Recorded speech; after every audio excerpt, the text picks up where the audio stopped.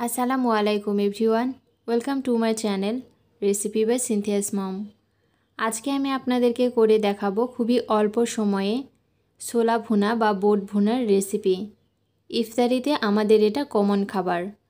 চলুন তাহলে কিভাবে অল্প সময়ে এই ছোলা ভুনা করা যায় সেই রেসিপিটি দেখে নেই। এর জন্য চুলায় আগে থেকে একটা প্রেসার কুকার বসিয়ে নিয়েছি। এবার এর মধ্যে আমি ছোলাগুলো দিয়ে নিব। আমি এখানে 1 কাপের কিছুটা বেশি হবে ছোলা নিয়েছি আর 1 ঘন্টার জন্য পানিতে ভিজিয়ে রেখেছিলাম। এবার এর মধ্যে মাঝারি সাইজের 2টা আলু দিয়ে নিলাম, 1/4 কাপের মতো পেঁয়াজ কুচি। এবার এর মধ্যে 2টা কাঁচা মরিচ দিয়ে নিলাম,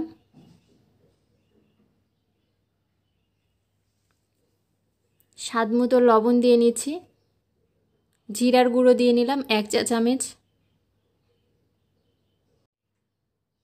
হলুদের গুঁড়ো দিয়ে নিলাম 1/2 চা চামচে কিছুটা কম হবে, গরম মশলার গুঁড়ো দিয়ে নিলাম 1/2 চা চামচের মতো, লাল মরিচের গুঁড়ো দিয়ে নিলাম 1/2 চা চামচ,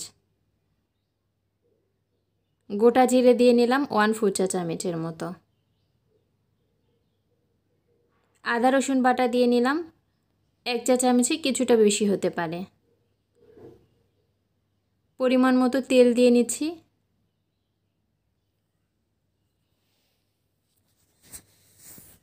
এবার সবগুলো ভালো মতো একটু নেড়ে নিচ্ছি। পানি ছাড়াই এভাবে 2-3 মিনিটের মতো একটু এভাবে কষিয়ে নিতে হবে।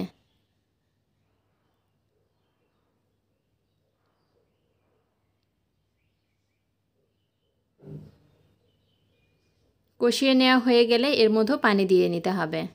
যেহেতু আমি এটা প্রেসার কুকারে রান্না করছি সেহেতু পানির পরিমাণটা কম দিতে হবে।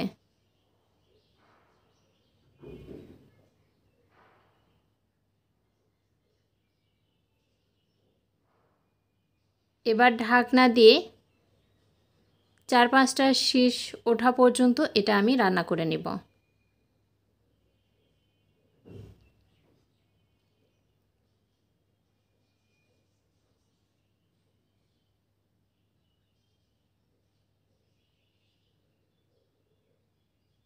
পাঁচটা শীষ হয়ে যাওয়ার পরে আমি ঢাকনাটা খুলে নিচ্ছি। দেখতে পাচ্ছেন পানি শুকিয়ে গেছে।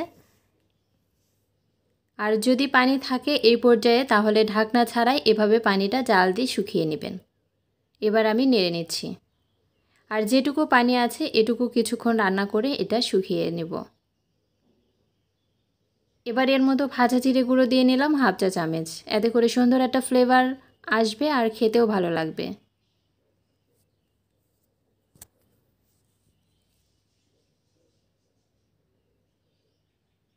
আমার এটা রান্না করা হয়ে গেছে।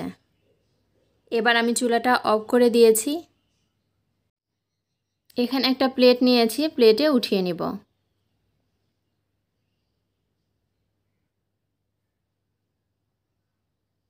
দেখলেন তো কত সহজে তৈরি হয়ে গেল মজাদার ছোলা ভুনার রেসিপি।